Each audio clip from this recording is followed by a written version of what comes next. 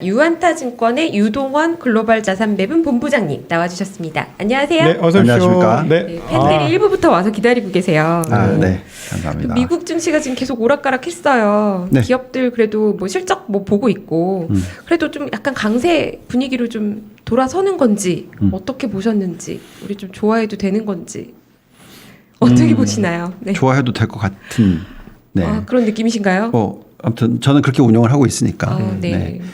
8, 9, 10월 달이 쉬어가는 장이다. 대세 하락장의 시그널이 아니다. 아직 한참 더 올라가야 된다라고 계속 말씀을 드렸고 8월부터 10월 달 사이에 조정이 있을 때 될 수 있으면 미국 시장에 대한 투자 금액을 늘리시라. 그렇게 말씀을 드렸었고 지금 저희 고객 같은 분들은 대부분 지난달 이번 달에 이제 하락할 날마다 분할 매수하는 전략으로 지금 대응을 하고 있고 감사하게도 시장이 흔들리기 시작했었을 때 수익률 대비해서 어제 저녁 수익률이 플러스가 되기 시작했고 오, 다행이에요. 그래서 이제부터는 이제 수익률이 쭉 들어오는 걸 바라고 있습니다. 저는 이제 주로 한국만 하잖아요. 외국 주식 조금 하긴 하는데 좀 쉽구나 한국보다. 네, 그렇죠. 이런 생각이 듭니다. 우리 훨씬 한국은 쉬워요. 정말 우리 이번에 얼마 빠졌냐면요. 고점 대비 12% 13%씩 빠졌어요. 네. 그 코스피 코스닥이 12% 13%면 지수 12, 13%면 굉장히 큰 조정이었어요. 엄청나죠. 왜냐하면 종목별로 한 20, 30%씩 빠졌다는 얘기니까. 그러니까 이게 지금 딱 말씀하신 게 항상 그 역사는 되풀이 된다라는 개념으로 보시면 물론 이제 한국 증시가 굉장히 많이 빠졌었을 때 2,900이 깨지려고 했었을 때는 네. 거의 뭐 대세 하락장의 얘기들이 엄청나게 많이 나왔었던 타이밍이고 네. 그렇지만 똑같이 2013년 5월 달에 테이퍼링 텐트럼이라고 하죠. 얘기가 나왔었을 때 그때 저희가 자료 보여드리면서 미국 증시가 S&P가 7.5% 빠졌고 그다음에 한 달 동안에 그다음에 나스닥이 6.7% 빠졌다. 근데 한국 시장은 얼마나 빠졌냐? 13%에서 15% 똑같아요. 네. 예, 지금 딱 보시면 미국 증시가 테이퍼링 얘기를 하면서 시작해서 좀 이따 자료 나올 텐데 아무튼 나스닥이 거의 한 8% 좀 못 미치게 빠졌고 네. S&P가 6. 몇 프로 6% 정도 빠졌어요. 네. 그러니까 딱 그 테이퍼링 이슈만 가지고의 조정이다라고 저는 생각하는 거고 네. 이번에는 이제 또 한 번의 조정이 올 거예요. 그러니까 대세 상승 장의 추세에 있어서 전에 그 차트를 보여드리면서 테이퍼링의 조정, 그 다음에 이제 금리 인상에 대한 조정, 네. 그리고 나서는 이제 마지막에 부러지는 장. 네. 그러니까 이 시나리오를 말씀을 드렸었잖아요. 네. 그래서 그 금리 인상의 시나리오 있을 때는 이번처럼 한 자릿수 조정이 아니라 한국 시장 얘기하는 게 아닙니다. 미국 시장을 얘기하는 거고요. 그때는 두 자릿수 조정이 올 수도 있다. 네. 그 금리 인상을 처음으로 하는 전후, 네, 그때. 근데 그것도 일시적인 조정이고, 그리고 나서 또 아주 큰 상승장이 올 거고, 네. 이제 정말 마지막에 부러지는 장은 장단기 금리 차가 역전이 되는 상황에 돌입했을 때, 네. 예, 그러니까 미 연준이 금리를 올리기 시작해서 빠르게 올려서 2%를 넘어가는 시기가 도달하면 이제 그때부터는 정말 조심해야 되고 뭐 그때부터 그 전부터 조심해도 중요한 거니까 오늘 그 부분을 좀 짚어드릴게요. 네. 그래서 금리를 올리기 시작한다는 타이밍이 오면은 얼마의 조정이 올지 전 잘 모르겠어요. 그게 두 자릿수의 조정이 될지 아니면 이번처럼 한 자릿수의 조정으로 끝날지. 근데 어쨌든 그때는 조금씩 조심해야 되는 타이밍은 온다라고 말씀드릴게요. 근데 이번에 이제 이렇게 많이 흔들린 게 사실은 그 테이퍼링이 그 생각보다 내년 연초가 아니라 이거 좀 당겨서 하네. 그리고 사실 더 중요한 거는 그 다음에 이제 금리 인상하겠네. 이런 생각이 지금 깔려 있었던 거잖아요. 네, 그렇죠. 그러면은 11월 달로 이제 거의 결정된 것 같아요. 11월 달 중순에 이제 테이퍼링 시작하는 건데 그럼 오히려 이제 테이퍼링 시작하고 나서 시장 안 흔들려야 되는 거 아닌가요? 뭐 이런 생각도 들어요. 먼저 당겼으니까. 네, 흔들림을. 그러니까 그때는 이제 정확하게 얘기하면 테이퍼 텐트럼이 나온 게 2013년 5월 달부터 6월까지에 왔고요. 그 다음에 이제 테이퍼링이 실질적으로 시작된 게 11월 달이었으니까 네. 그때는 전혀 조정이 없었어요. 네. 12월이었던 것 같네요. 그리고 나서 그 다음 해, 그 다다음 해까지도 조정이 거의 없다가 그 금리를 올리기 전 한 3개월 내지 6개월 전, 그러니까 2015년 말이 금리를 올리기 시작했잖아요. 네. 그러니까 그 전에 한 6개월 전부터 조정을 10% 이상, 20% 근처 이 정도의 조정이 왔었으니까 그 2년이라는 시간이 걸렸었거든요. 근데 이번에는 말씀하신 대로 각대님께서 말씀하신 대로 좀 짧아질 수 있다. 글쎄요, 그건 잘 모르겠어요. 네. 왜냐하면 그 금리를 내리고 유동성을 풀고 테이퍼링을 실시하는 시기까지 걸린 시간이 전 사이클에는 거의 4년 가까이 걸렸고 이번에는 1년하고 9개월이니까 그죠?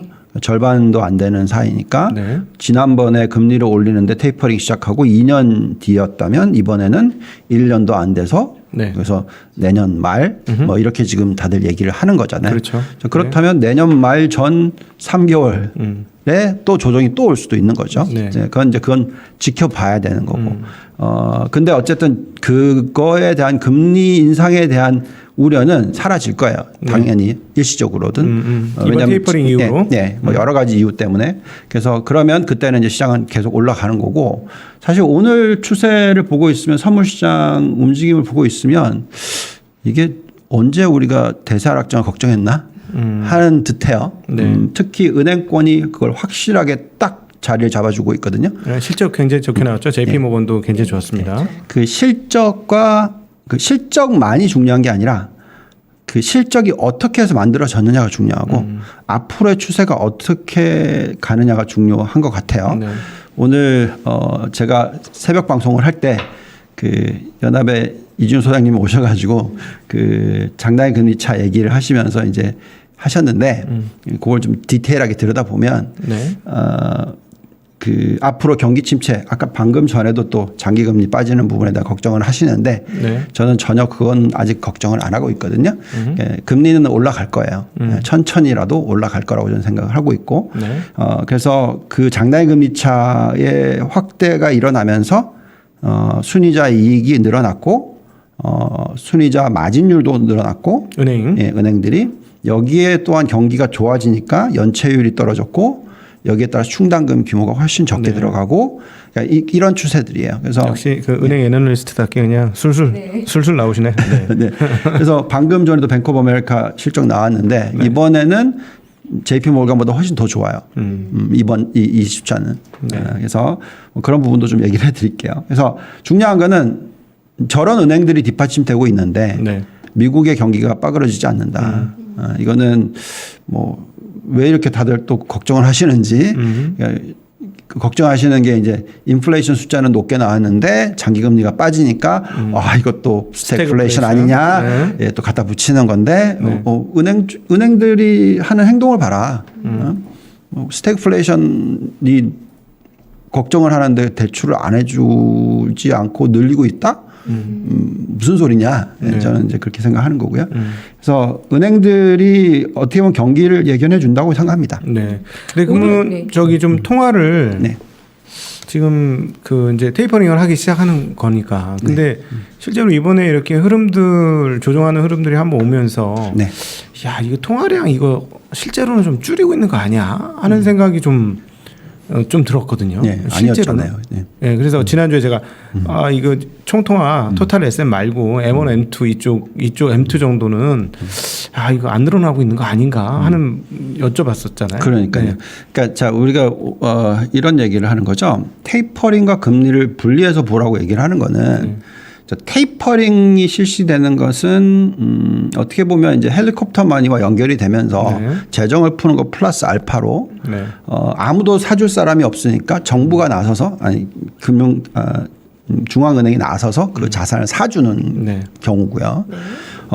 그러니까 이제 실질적으로 이 유동성이 풀려 있는데 그 유동성의 그 마니 볼라시티라고 하죠. 통화의 속도가 자꾸 낮아지니까 그거를 이제 중앙은행이 대신해서 사주는 역할을 하는 거고 네. 그거는 어떻게 보면 이제 통화 풀린 거하고는 상관이 없죠. 네. 예. 그래서 그것은 유동성을 주는 거라고 설명하기보다는 어쨌든 시장에서 이제 그런 좀 비정상적인 현상이 일어나니까 네. 전통적인 통화 정책을 썼을 때 네. 원래 먹혔어야 되는데 안 먹히니까 그렇게 하는 거고 네. 지금은 이제 완전히 정상화되는 모습이 나오고 있으니 네. 그 비정상적인 거에 대한 대응책은 빼겠다라는 거고 네. 이제 정상적인 통화 정책으로 가는 거고 그럼 이제 우리는 정상적인 통화 정책을 볼 때는 도대체 금리가 어떻게 되고 있고 네. 그 다음에 M1 증가율이 어떻게 되고 있고 네. M2 증가율이 어떻게 되고 있고 이걸 봐야 되는데 네. 그게 지지난달에 바닥 찍고 다시 상승을 하고 있다라는 게 더 중요하겠죠. 네. 네. 그래서 그런 상황에서는 저는 경기 침체 도대체 왜 그리고 대출 증가율이 바닥 찍고 올라가고 있는데 도대체 왜 네. 이런 이제 대질문을 하게 된다라는 거죠. 네. 그래서 저는 미국의 스태그플레이션의 걱정을 하기보다는 인플레이션에 대한 걱정을 조금 더 많이 하는 편. 네, 그래서 그 부분에 있어서도 좀 얘기를 할게요. 네. 자, 그러면 우선 그 고용 지표랑 숫자들 보면서 좀 시작하겠습니다. 네. 미국의 신규 고용 지표가 나왔어요. 그죠? 19만 4천 명이 나왔는데 원래는 예상치가 50만 명이었습니다. 그러니까 이 숫자 보면은 스태그플레이션. 네. 예, 그러니까 경기가 안 좋아질 거 아니냐 네. 이렇게 걱정을 하는 거고 고용 시장의 정상화가 제대로 안 일어나고 있다. 실업률은 근데 4.8% 빠졌어요. 네. 예, 5.1% 예상이었는데 4.8%입니다. 훨씬 더 낮아요. 굳이 포기자가 많다는 거죠. 지금 네, 저거는. 그렇죠. 네. 근데 이제 저희는 언제 걱정을 하냐면 진짜 시장이 부러질 때를 언제 걱정하냐면 이런 식으로 닭한버블 붕괴되기 전 보시면은 실업률이 4%를 찍어요. 그죠? 그다음에 산업재해 버블을 찍었을 때 4.4%입니다. 코로나19 터지기 전이 3.5%예요. 그러니까 저 때는 너무 경기가 좋다 이 말씀이신 거죠? 너무 좋아서 예, 더 예. 좋아지기가 어려울 때. 그렇죠. 네. 그래서 지금 4.8%니까 아직까지 정말 뭐 4.4%까지는 가자. 우선은 거기까지는 계속 지켜볼 거고요. 네. 지금은 걱정을 하지 않는데 근데 이 4.8%도 사실 억지로 만들어진 것 같다는 느낌이 들어요. 왜냐하면 이것 때문에 그렇습니다. 그렇죠. 제가 이게 제일 중요하다고 얘기했죠. 노동 참여율이라는 건데 지금 67.2%의 노동 참여율일 때가 가장 높았었을 때인데 이게 닭한 버블 바로 터지기 전입니다. 그다음에 산업재해 버블 터지기 전에도 66% 수준. 예. 근데 이제 코로나 터지기 전에 이제 계속 내려오고 있어요 지금. 그렇죠. 예, 63.4%. 이게 계속 내려온다라는 게 계속 금리가 낮아지는 현상과 연결되는 거예요. 왜냐하면 그만큼 지금 우리가 흔히 얘기하는 4차 산업혁명과 연결이 되면서 골디락스를 예견해 주는 것들이 지금 나타나고 있는데 코로나가 여기다 그냥 쐐기를 박아버린 거죠. 예, 그래서 올라왔는데 61.7%까지 갔는데 또 떨어졌어요. 그러니까 이거는 언제 이 정상화가 갈까? 이게 스트럭처가 바뀐 게 아니냐. 그럴 수 있죠. 그러니까 예를 들어서 올라온다고 해도 63.4가 아니라 한 62.5만 돼도 엄청나게 높은 거 아니냐. 나중에 보면 네. 지나가서 보면 그렇게 될 수 있겠죠. 네. 네. 그래서 어쨌든 이런 것이 나타나게 되면은 결국은 우리가 계속해서 디플레이션을 자극하는 요소들이 있다. 그렇죠? 그래서 그게 바로 4차 산업혁명이고 구조의 변화고 뭐 등등등 워낙 그 돈나무님께서 계속 얘기하고 있는 엄청난 디플레이션 영향력이라는 얘기를 해드릴 수밖에 없고요. 그런데 저는 인플레이션에 대해서 조금 더 걱정을 하는 이유가 임금 상승률이 역시나 굉장히 많이 올라오고 있어요. 뭐 워낙 안 좋았던 때가 이때니까 1%니까 그죠? 네. 이것을 두 개를 더해서 예를 들어서 그럼 6.5 나누기 2 하면 3.75 그것도 높아요. 그죠? 그러니까 2.75 죄송합니다. 2.75 정도 되니까 3.3% 넘죠. 네. 그러니까 3%가 넘는다라는 것은 여기 보시면 평균이 지금 여기가 2%대잖아요. 네. 예. 그러니까 2, 3%대니까 이 정도까지는 올라오는 거다. 그래서 이 정도 임금 상승률이면 당연히 경제 성장률을 3% 이상은 유지시킬 수 있는 여건이다라는 거죠. 네. 그래서 경제 성장률과 임금 상승률을 봤었을 때 관계가 상당히 높은 편이니까 특히 미국이라는 데는 소비가 전체 70%를 차지하니까 그죠. 자, 그래서 또 임금 상승률을 이거는 이제 연단으로 봤던 건데 사실 굉장히 높은 편이에요 지금. 예. 그래서 과거 5.7%, 7%, 9%인데 지금 9.49% 정도 나오고 있으니까. 근데 이건 뭐 워낙 지금 기저가 있으니까요. 기저가 있으니까 나타난 현상이고. 어쨌든 임금 상승률이 이 정도인데 경기 침체로 간다? 예, 저는 그런 건 본 적이 없어요. 예, 그래서 제가 볼 때는 소비는 계속적으로 안정적으로 나올 거다라고 예상을 합니다. 그래서 지금까지 보여드린 것은 스태그플레이션 중에서 우리가 걱정하고 있는 그 디플레이션 압력, 그 다음에 디맨드, 그러니까 소비가 제대로 살아나지 않아서 인플레이션이 제대로 안 올라가고 뭐 어쨌든 걱정한다 뭐 이렇게 보실 필요가 없는 게 저 정도의 임금 상승률이면 충분히 인플레이션을 2% 이상 유지시킬 수 있는 그런 뭐 숫자가 나오는 거다라고 생각하고 있고요. 네. 그다음에 이제 지금부터 볼 거는 코스트 푸시 인플레이션이라고 하죠. 이제 비용의 증가에 따른 우리가 지금 올해 연 중반부터 걱정했던 게 이제 산업재 중간재의 가격 상승. 특히 중고차 뭐 이런 것들 그리고 이제 최근에는 완전히 이제 원자재 쪽으로 확 가버렸고 그게 바로 에너지와 연결이 되는 거고요. 또 에너지와 연결이 되는 것이 지금 4차 산업혁명이 빨라지면 빨라질수록 전력 수요는 더 높아지고 이에 따라서 만약에 신재생 에너지가 커버를 못 해줄 경우에 구 화석 연료 에너지에 대한 디맨드가 높아지고 또 뭐 여러 가지 이제 물류적인 이슈도 있고 이런 것을 다 맞물리면서 인플레이션을 자극하고 있는 부분입니다. 그래서 이제 유가를 보시면은 81달러를 넘어섰죠. 그랬다 거의 82달러까지 갔던 것 같은데 또 빠지더니 또 오늘 지금 보니까 또 다시 81달러를 돌파를 하고 있습니다. 그래서 석탄 가격이 안 빠져요. 예. 예. 전반적으로 이 원자재 가격 자체가 빠르게 빠질 조짐은 없어요. 예, 그래서 오히려 걱정하는 게 이제 뭐 이런 모습까지 나올까봐 걱정을 하는 거지.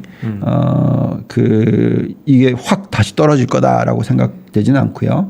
지금 전망치는 이건 제가 전망하는 게 아닙니다. 저는 그러니까 이코노미스트 관련된 숫자는 제가 전망을 잘 안 하려고 하기 때문에 그냥 컨센서스를 보고 항상 말씀을 드리는데 올해 말까지는 75달러 전망이 되고 있고요. 그다음에 12개월 뒤까지는 69달러 정도가 예상이 되고 있습니다. 근데 이제 이걸 얘기하는 이유는 얼마 전에 또 엊그저께인가요? 어저께인가요? 이제 또 리그 카운트 얘기 나오죠. 네. 쉘가스가 네. 이제 어떻게 나오느냐. 그러니까 이걸 보고 있으면 당연히 지금 수요의 증가뿐만이 아니라 공급 쪽의 컨트롤 때문에 그쵸. 유가가 올라간다라는 부분이고 과거에 2015년도에 가장 그 쉘가스 생산이 많았을 때가 1,600개. 근데 2018년도에 고점 찍었었을 때가 유가가 850개 절반 줄었고 지금은 430개. 예. 그럼 또 절반이라는 거죠. 예. 그래서 결국 이렇게 공급이 이렇게 슬쩍 올라가서 내려갈 거라고 보면 이게 유가가 높게 유지가 될 수도 있고 아니면 미국이 욕심 부려가지고 인플레이션 낮춰야 되겠다. 또 리그 카운트 늘려. 이렇게 되면 이제 확 또 떨어질 수 있으니까 그 부분은 미국이 훨씬 더 컨트롤을 잘 할 수 있을 거라고 저는 생각을 합니다. 미국이 영향력을 더 많이 주니까. 게다가 지금 셰일가스의 평균 코스트가 40달러 초반에서 40달러 후반 정도 회사에 따라 틀리다고 얘기하니 현재 80달러면 그 2배 수준이니까 충분히 부채를 깔 수 있는 그런 상황이거든요. 그래서 제가 볼 때는 충분히 언제든지 리카운트는 늘릴 수도 있는데 그 코스트는 그렇게 많이 들어가지는 않습니다. 자, 그 다음에 이제 재밌는 이거 차트를 봤는데 결국은 이제 인벤토리가 어떻게 되느냐에 따라서 유가의 변화는 있는데 이 재고가 가장 낮아졌을 경우가 보통 유가의 피크다. 예, 그래서 지금 재고가 다시 살짝 올라온다는 숫자가 나오기 시작했죠. 예, 그렇기 때문에 그건 무슨 얘기냐면 셰일가스 회사들이 이제 펌프를 늘리고 있는 거다. 예, 그래서 수요가 늘어나는 것보다는 공급이 좀 더 빨리 늘어나게 되면 당연히 인벤토리가 또 올라가고 이에 따라서 가격은 조정을 받을 수도 있다. 이렇게 좀 보고 있습니다. 천연가스가 지금 또 보시면은 항상 이렇게 이 회색 선은 그러니까 이 쉐이드 부분보다 이렇게 튈 때가 있거든요. 지금 딱 튀었어요. 예, 그래서 언제 꺼질지 정확하게 정답은 없지만 어쨌든 지금 현재의 전망치는 연말까지는 5.5. 예, 지금 5.7 정도 되나요? 5.6 정도 되나요? 그다음에 1년 뒤에는 4.8. 예, 지금 5.74네요. 네.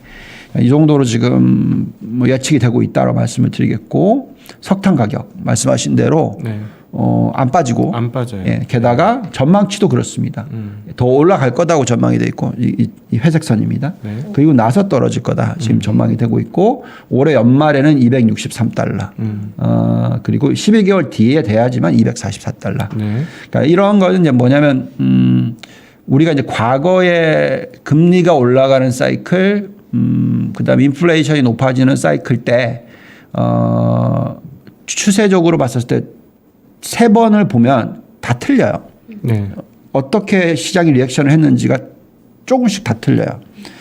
그래서 지금 제가 느끼는 거는 바로 전 사이클보다는 훨씬 인플레이션이 강해요. 네. 그러니까 바로 전 사이클이라고 하면 2018년, 그 2015년부터 2018년 금리 올릴 때, 네. 그때보다는 지금이 훨씬 더 인플레이션에 대해서 기대치를 좀 더 높이시는 게 맞다.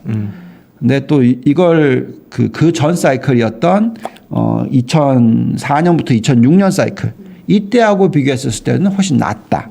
그 딱 중간 정도 된다고 저는 생각하고. 근데 요걸 또 그 전으로 들어가면 99년부터 2000년 금리 올릴 때잖아요. 네. 그때는 또 재밌는 게 금리가 훨씬 더 높았던 시대인데 네. 그때는 닷컴 버블이 일어났어요. 네, 그렇죠. 그때는 또 IT가 막 금리가 높든 말든 상관이 없이. 그래서 지금 약간 이제 헷갈리는 부분이죠. 어느 정도일까? 정답은 없는데 네. 너무 성장주만 가져가도 안 되고 또 너무 가치주 뭐 원자재 뭐 이런 인플레이션 해칭 쪽으로만 가져가도 안 되고 딱 적절한 배분이 필요한 타이밍이다라고 좀 생각합니다. 자, 그다음에 이제 인플레이션은 그렇게 보시면 어떤 현상이냐면 과거 2004년 사이클 때 2.9% 그죠? 이게 이제 forward expectation인데 그다음에 2014년 15년 이때였고요. 그다음에 아까 말씀드렸듯이 2018년 이때가 더 낮아요. 그죠? 근데 지금이 요거를 살짝 치고 올라가기 시작했습니다. 그러니까 2014년 16년 이때의 금리 올리는 때 죄송합니다. 2004년 2006년 이 올리는 때 보다는 좀 천천히. 네. 예. 그다음에 요때보다는 좀 더 빨리. 2018년 때보다는 네. 그렇죠? 그 정도로 좀 보시면 될 거고 브레이크 이븐으로 보면 더 확연하게 나타나는 거죠. 그러니까 거의 지금 2.64 나오고 있고 2004년 2006년 2.9%였고 2.2%니까 훨씬 더 높으니까. 그러니까 요것만 딱 봐더라도 그러니까 그 요즘에 이제 연준 인사들이 하는 얘기가 이제 일시적이는 말을 그 어떤 라파엘 그분이신가 일시적이라는 말을 할 때마다 통에다가 1달러씩 넣고 이거 아니라고 이렇게 얘기를 하셨다 그러더라고요. 네. 일시적이 아니다라는 얘기를 여러분들이 하고 계신데 그럼에도 불구하고 현재 상황들이 금리 올릴 수 있는 상황이 아니죠. 아니지 않습니까? 그렇죠. 네. 네. 그래서 지금 이제 우리가 이렇게 생각하셔야 돼요. 그러니까 과거에 금리를 올렸던 세 번의 사이클을 보면서 지금이 도대체 어느 타임하고 비슷한가? 그럼 좀 틀리면 어느 정도로 틀릴까? 그때 시장이 어떻게 움직였나 네. 하고 비교를 해서 포트를 짜시면 돼요.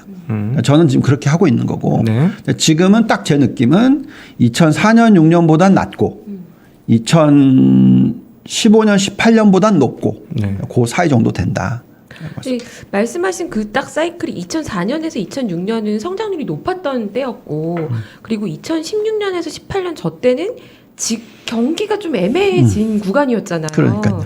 그렇다라고 한다면 지금은 2016년 18년보다는 조금 더 높은 수준으로 금리는 올라가고 있지만 이게 경기도 과연 2018년보다 조금 낮다라고 할 수 있는 상황일까요?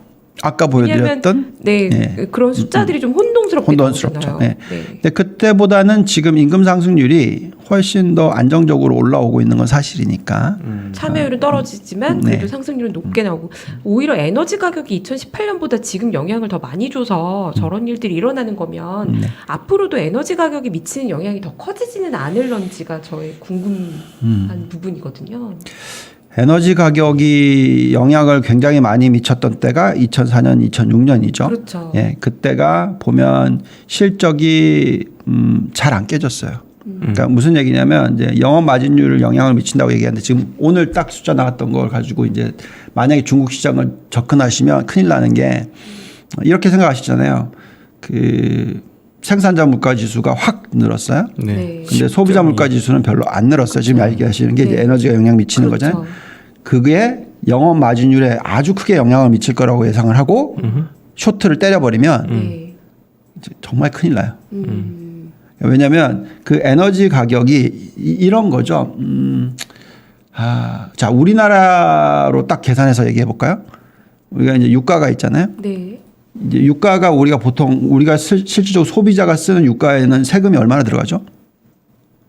얼마나 들어가죠? 엄청나게 들어가죠. 엄청나죠. 네. 네. 예. 거의 대부분 예. 세금이에요. 그래서 원유 가격이 얼마나 올라가느냐 대비 실질적인 코스트는 덜 올라가요. 네. 그러니까 버퍼가 있단 말이죠. 그래서 기업들이 쓸 때도 마찬가지인 것이 코스트가 PPI가 막 이렇게 많이 올라갔는데 영업 마진율 그럼 이게 10% 올라가고 이건 1%밖에 안 올라갔으면 마이너스 9%냐?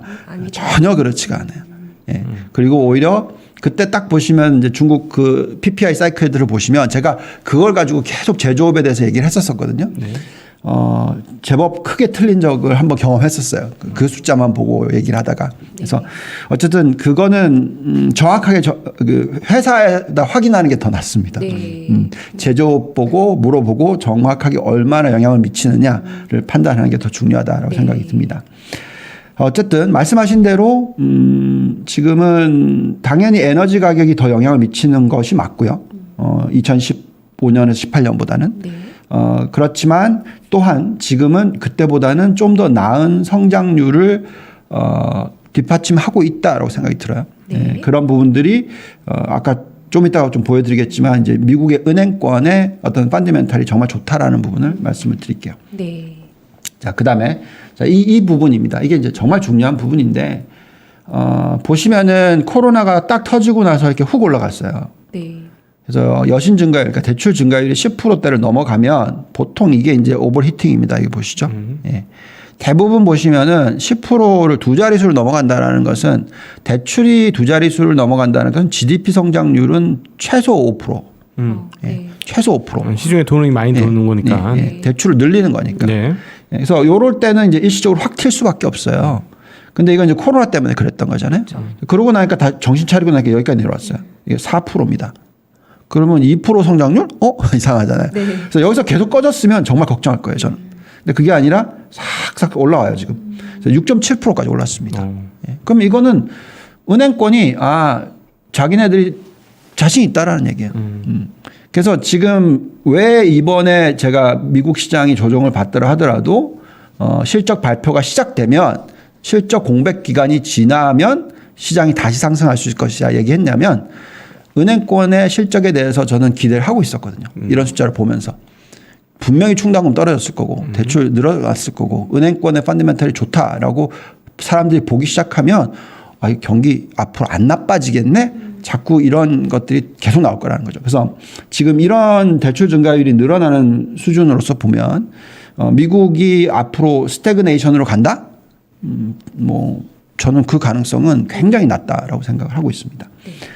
자, 그 다음에 이제 그 원자재 가격 부분에 있어서 옛날 같이 그렇게 크게 영향을 안 미칠 거라고 생각하는 이유가 여기에 있습니다. 이 차트는 100만 불짜리 차트예요, 제가 볼 때는. 이게 이제 캐펙스 나누기 매출의 비율인데 닷컴 버블 때도 거의 9%까지 갔었고요. 네. 그 다음에 2008년에도 거의 9%까지 갑니다. 지금 올라왔어요. 많이 올라왔어요. 다행히도. 네, 그게 8% 미만의 꼭지를 찍고 또 떨어질 거라고 예상이 되고 있어요. 근데 이게 무슨 얘기냐? 항상 이때 이 사이클도 기억하시지만 네. 과잉 설비 투자가 그렇죠. 대폭락장을 만들거든요. 근데 지금 이 느낌은 과잉 설비 투자가 아니에요. 과잉 설비 투자가 아니라는 것은 제조업이든 어떤 기업이든 간에 마진이 굉장히 높게 유지가 될 수 있다는 겁니다. 네. 디맨드만 좋으면. 네. 그래서 지금 이 상황에서는 원자재 가격의 폭등이 일어나기는 뭔가 이게 말이 안 된다는 거죠. 네. 이렇게 설비 투자가 왕창 늘어날 때는 막 갖고 오니까 생각보다 더 많이 땡기니까 그런데 지금 현재 시점에서는 그렇지 않을 것 같다라는 생각이 드는 거죠. 자, 그래서 이제 미국의 10년 국채금리의 흐름을 보고 있으면 지금 1.6% 넘어갔었죠. 1.63까지 갔었고 네. 오늘 보니까 1.5대로 지금 떨어졌습니다. 많이 떨어졌습니다. 1.5253이네요. 더 떨어졌네요. 네. 네, 1.53입니다. 그래서 지금 이제 제가 전망하는 거는 어떤 분이 제가 줄만 짝짝 끊는다고 얘기하는데 저는 전망이 아니고요.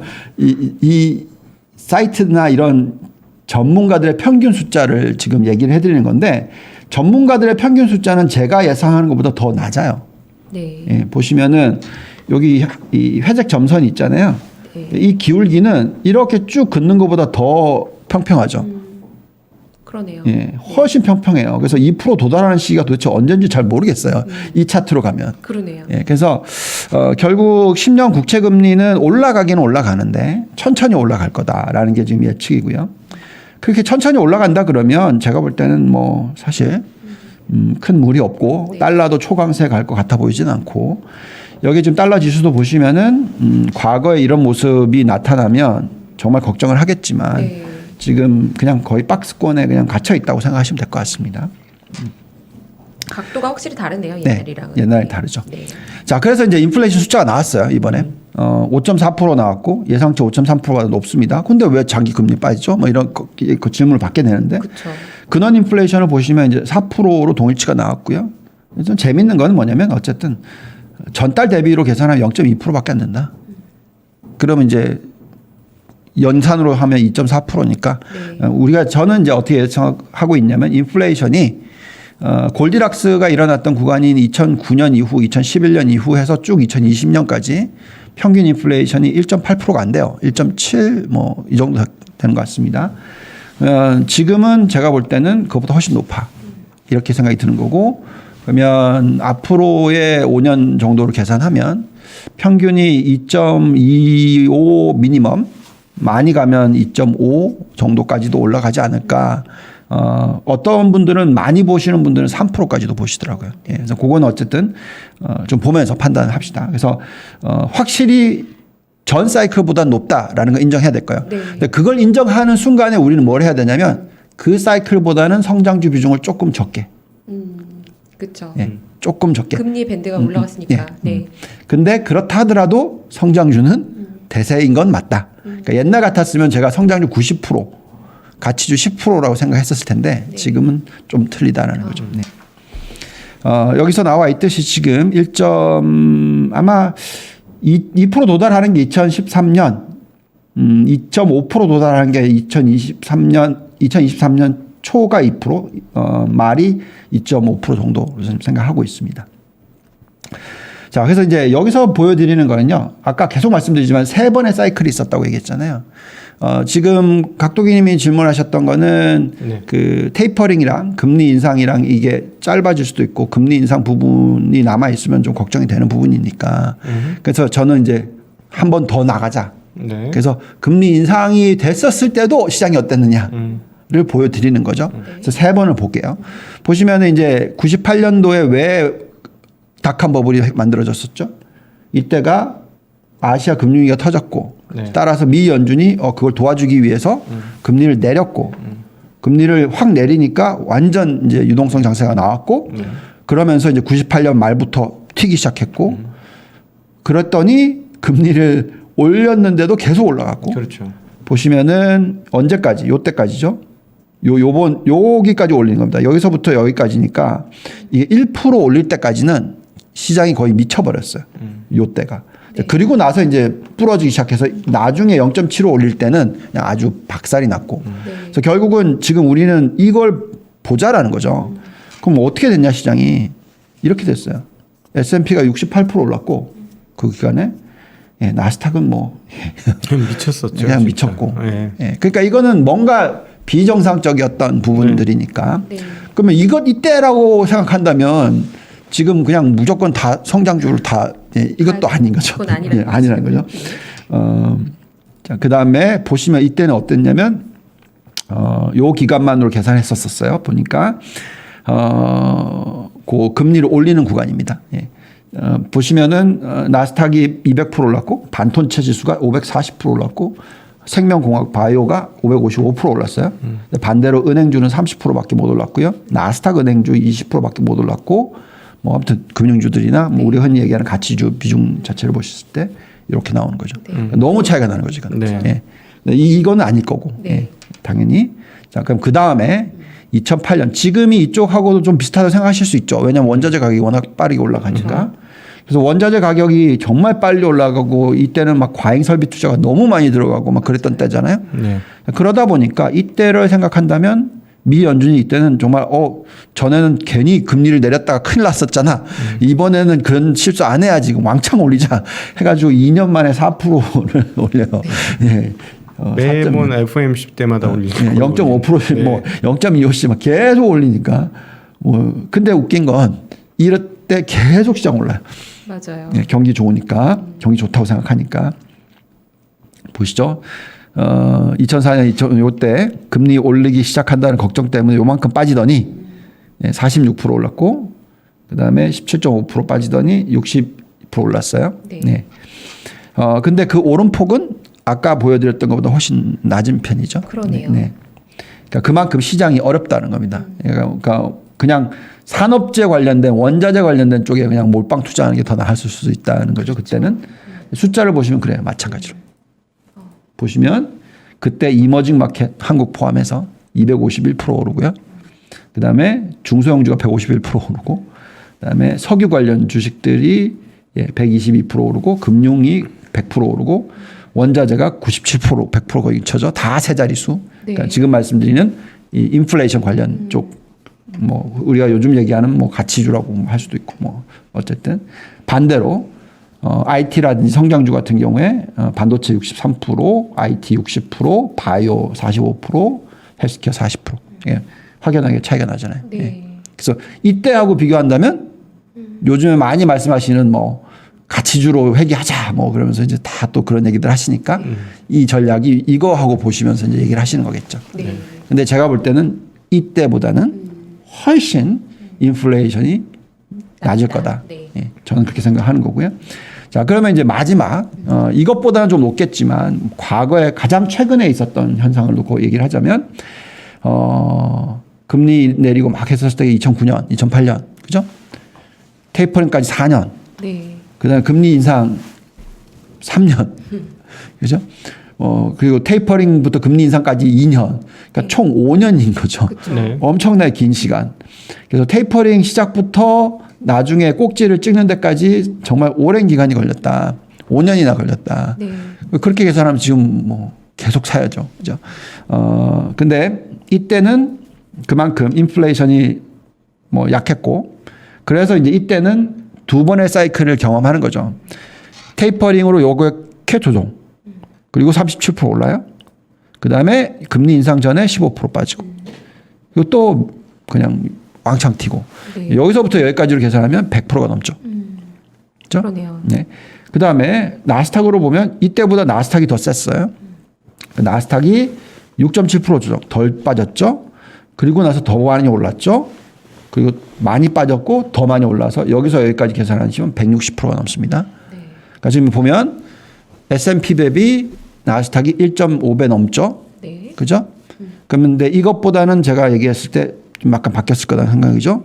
그러면 지금까지 딱 계산해 보시면 바닥 대비해서 지금까지 꼭지 찍었을 때 S&P가 107%, 나스닥이 132%.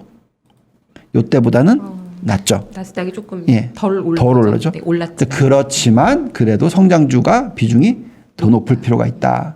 근데 과거와 비교했었을 때 원자재 쪽이랑 이쪽을 더 많이 가져가야 되느냐? 그건 또 아니다라는 거죠. 그래서 딱 중간. 산업재 사이클은 아니다. 예, 그 정도까지는 아니다라는 네. 거고요. 예. 그래서 보시면 2013년 테이퍼링 이후에 금리 인상 사이클 때 뭐가 제일 많이 올랐냐? 반도체, 태양광, IT, 바이오, 헬스케어. 그다음에 제일 많이 올랐던 게 여기 신흥국, 석유, 예, 필수 소비재, 원자재 이렇게 나오는 거죠. 네.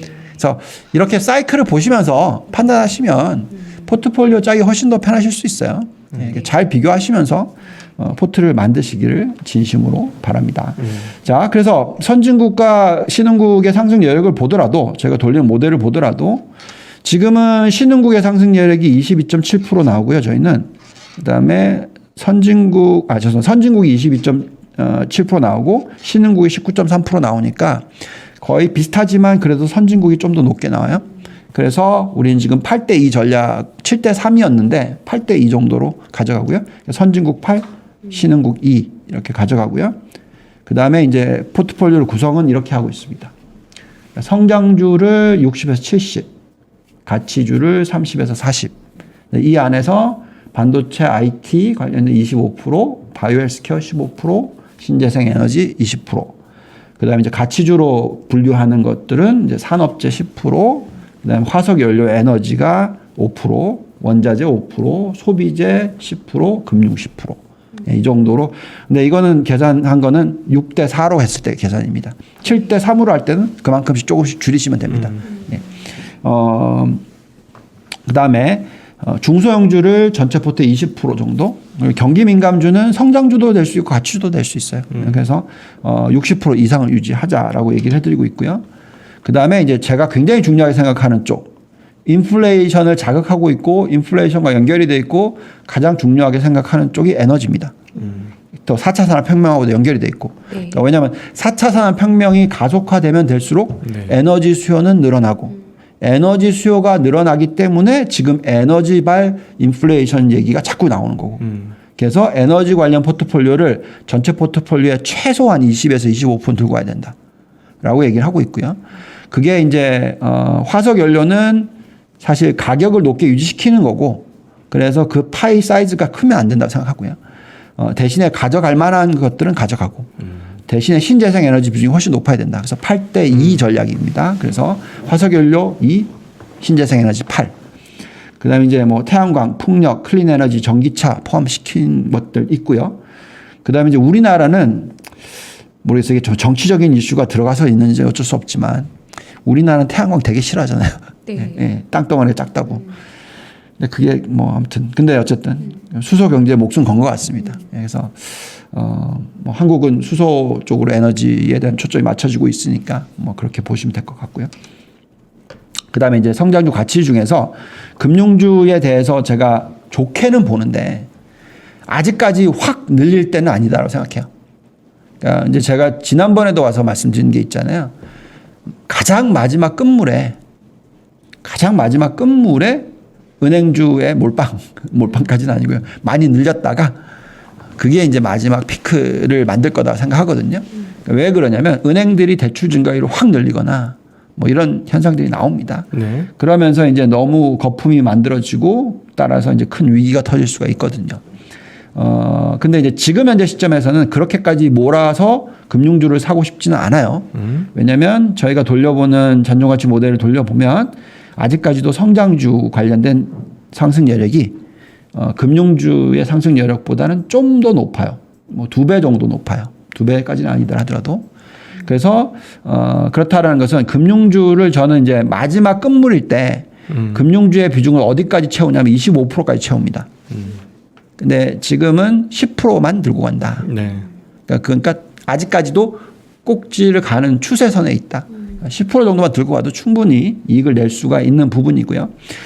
오늘 뱅크 오브 아메리카 실적 발표 오기 전에 잠깐 봤는데 네. JP 몰건 숫자는 순이익이 예상보다 높았죠. 그죠? 3.74 나왔고 3달러 대비해서 훨씬 높았어요. 그런데 순이자 이익은 생각보다 적게 올랐습니다. 2.5% 올랐어요. 네. 그러니까 그 이유가 아까 말씀드렸듯이 대출 증가율을 늘리는 속도가 천천히이기 때문에 그런 거고, 그다음에 영업 마진율, 그러니까 예대 마진이 늘어나는 속도가 그 장단기 금리 차 10년 마이너스 2년 요게 늘어나는 속도를 보시면 네. 그게 연결이 되는데 아직까지는 꼭지가 아니라서 실적이 확 늘어나는 모습이 좀 천천히 나올 거다라는 거죠. 그래서 JP 몰건을 보고 나서는 JP 몰건 주가가 빠졌어요. 네. 근데 오늘은 지금 시장 열기 전에 뱅크 오브 아메리카 나왔는데 네. 오히려 이 순이자 이익이라든지 그 영업 이익이 많이 늘었어요. 예상보다. 네.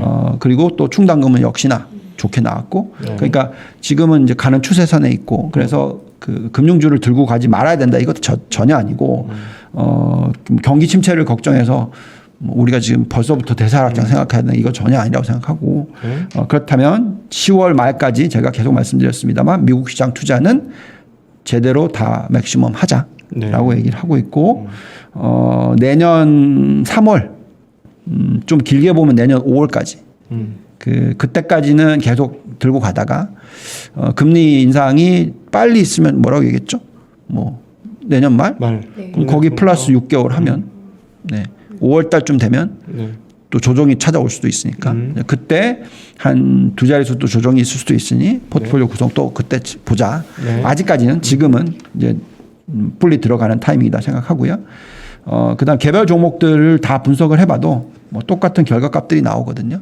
그러니까 보통 왜 우리가 이제 이런 걸 하냐면 매크로로 탑다운 쭉 하고 업종 다 보고 계산하고 나서 그다음에 개별 종목을 바텀업으로 쭉 해보면 뭔가 틀리면 괴리가 벌어져 있으면 즉 개별 종목들의 상승 여력이 안 보인다.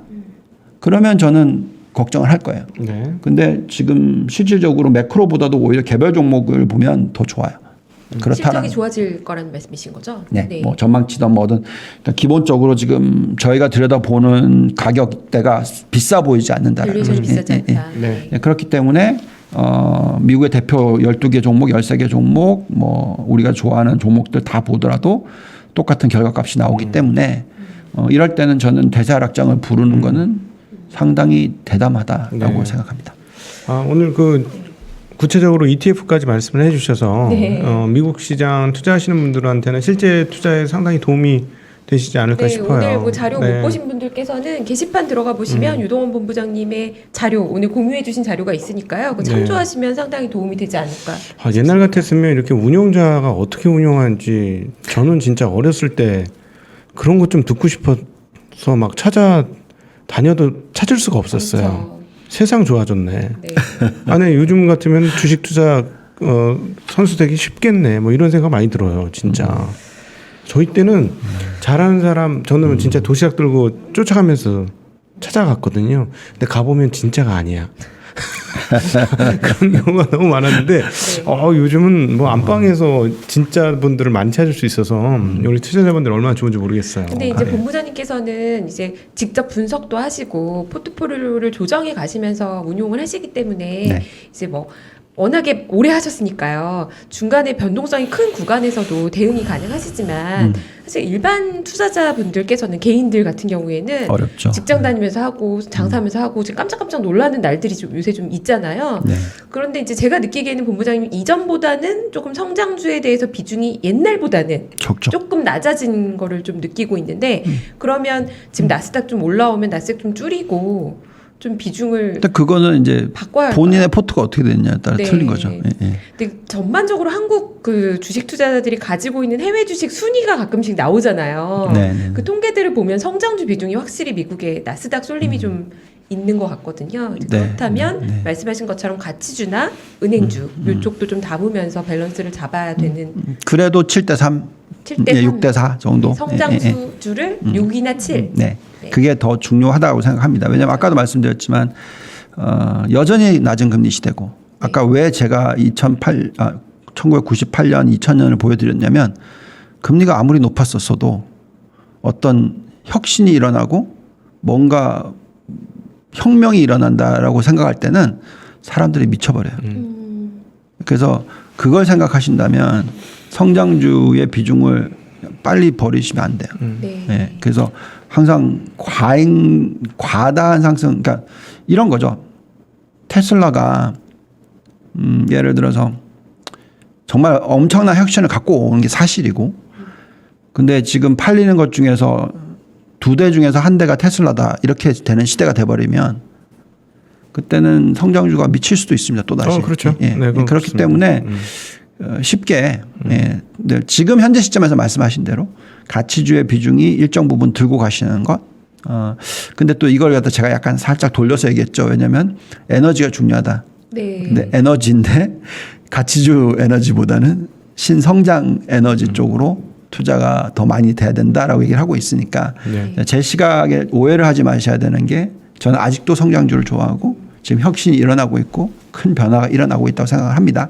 하지만 이 가치주 중에서도 워낙 소외됐던 것들이 제대로 재평가를 받는 구간이 나오니까 지금이 그 정도라고 생각하시면 될 것 같습니다. 네. 과거가 미래에 항상 반복되는 건 아니지만 미래를 생각할 때 과거를 반면교사 삼는 것은 상당히 좋은 것 같은데 오늘 그런 측면에서 그 테이퍼링, 금리 인상 이런 것들이 실제로 주식시장에 어떻게 영향을 미쳤는지를 돌아보는 것은 굉장히 의미가 있었다고 봐요. 그리고 실제로 우리가 요즘에 이런 방송을 너무 많이 하다 보니까 그리고 또 금리가 중요하다는 얘기를 자꾸 듣다 보니까 금리 인상만 되면 세상에 종말이 올 것처럼 많은 분들이 생각하는데 기업은 이자 돈이 비싸도 장사 잘하면 나 쭉쭉 뻗어 나가는 거거든요. 그럼요. 이 주식이란 건 우리는 기업에 대한 시장이니까 예. 그거를 딱 숫자로 설명해 드릴게요.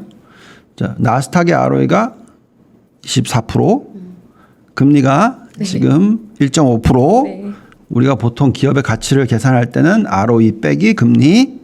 근데 우리가 금리가 올라간다고 얘기를 하는데 최대한 올라가는 게 얼마죠? 2.5%. 그렇죠. 그러면 25 빼기 2.5 해봤자 22.5고 25 빼기 1.5 해봤자 23.5니까 23.5에서 22.5로 떨어졌는데 이걸 팔아야 되나?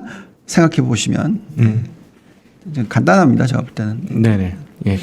오늘도 그래서 우리 특별히 해외 투자하시는 분들한테는 굉장히 도움이 되는 시간이 아니었나 싶습니다. 네. 오늘도 좋은 말씀 정말 감사합니다. 네. 다음에도 또 글로벌 이슈와 함께 다시 또 모시도록 하겠습니다. 한 마디만 더 하면 안 될까요? 네, 그럼요. 네. 그 요즘에 언론에서는 네. 너무 자극적인 것들이 많이 올라와요. 네. 예, 꼭 무슨 아무튼 닥터 둠. 닥터 둠. 네. 아무튼 이제 그렇기 때문에 저한테 질문이 굉장히 많이들 오시는데 비관론을 가지는 것은 충분히 필요할 때는 해야 됩니다. 네. 그렇죠. 하지만 비관론을 가지고 투자를 하셔서 성공하는 케이스는 제가 아는 정말 많은 분들 중에서 100명 중에서 성공하신 분들 중에서 비관론으로 성공하신 분은 1%밖에 안 됩니다. 네. 그래서 정말 그건 꼭 한번 생각하시고 언론 기사를 보고 있을 때 그걸 딱 봤었을 때 막 큰일 났네, 나라 망하겠네, 뭐 이런 느낌이 드실 때는 매수 찬스죠. 네. 네. 언제나 우리 운용자들 입장에서는 그런 재앙이 온 것 같을 때는 매수 찬스입니다. 여기 저희가 그러잖아요. 그래서 반대 매매가 터진다? 매수 찬스지라고도 얘기를 하죠. 이 비판적인 긍정론 이게 이제 필요한 것 같아요. 그러니까 우리가 너무 좋은 뉴스도 의심해야 되지만 그쵸. 너무 나쁜 뉴스에 대해서도 의심할 필요는 있다. 네, 그런 정도로. 그러니까 최근에 나왔던 아주 그 닥터 둠과 같은 예언을 보면 그렇게 하면 다 도망가야 되거든요. 네. 근데 그 안에 또 포트폴리오가 있더라고요. 그래서 이건 뭐가 앞뒤가 안 맞는 거지. 이런 정도의 비관이면 포트폴리오 자체가 다 처리돼야 되는데. 그렇죠. 예, 예. 그런 흐름들이 좀 있더라고요. 네. 네. 오늘 마지막까지 굉장히 진심에서 우러나오는 투자자들을 생각하시는 조언, 네, 감사합니다. 다음에도 또 글로벌 이슈와 함께 하도록 하겠습니다. 네. 본부장님 감사합니다. 네, 고맙습니다. 감사합니다. 네.